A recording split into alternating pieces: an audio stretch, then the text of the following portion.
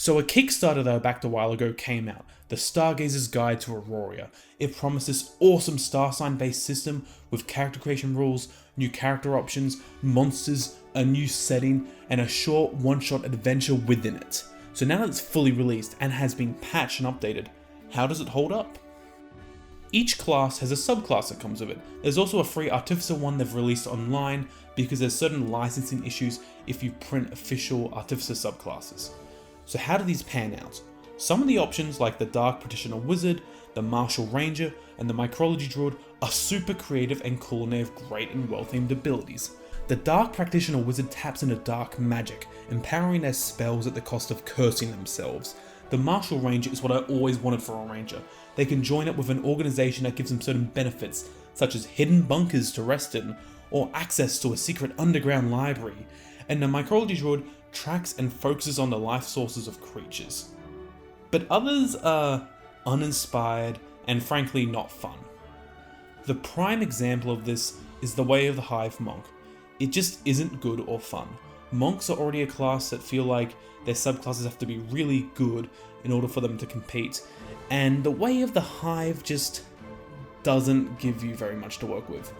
It just makes you a really bad spellcaster, and there's already a monk subclass that does that for you.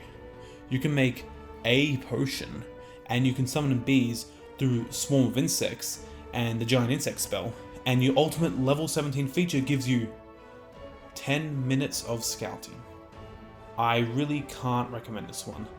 Fortunately, most of the subclasses are honestly pretty cool and well done. You can be a fortune-telling sorcerer or a bartender rogue. There's great options, and only a few of them are really letdowns, like that one was. This book brings two race options, the Celesticept and the Feyfolk.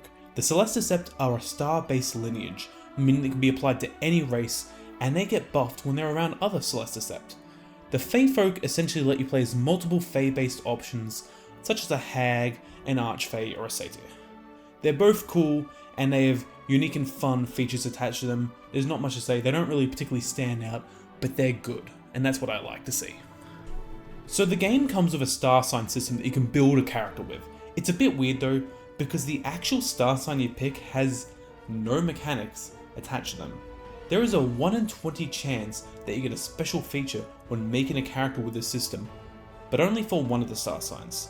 However, there is a ruler system that does give you unique and fun benefits, as well as a cool flaw that comes along with them. When I ran a one-shot with the system, one of my players had a flaw that they would get stunned if they saw their own reflection, and honestly it was such a blast. There's also a super cool monster for each of the star signs, the manifestation of the sign, CR26 with over 500 hit points, unique themed actions and abilities, and even includes a ritual on how to summon the manifestation of that star sign, well, except only half the star signs have a monster attached to them, which is a pretty big disappointment to be honest when there's 12 star signs, especially given how fun and cool the 6 ones we have are. The star signs themselves, however, pretty fun and well designed. As for monsters, not including the star sign endgame monsters, in the back of the book there's a monster chapter that includes 3 monsters. Just 3. I mean, the Arboreus is awesome and I love it, and the art alone made me back the Kickstarter, so it's really cool, but I wish we had more than 3 non-endgame monsters. That'd be great. Finally, there is the one-shot that is included with this book. And despite all the lost potential I found with some of the subclasses, the monsters, the star sign system, and all the things I wish that were included in the book that just weren't, the one-shot is really, really good and fun.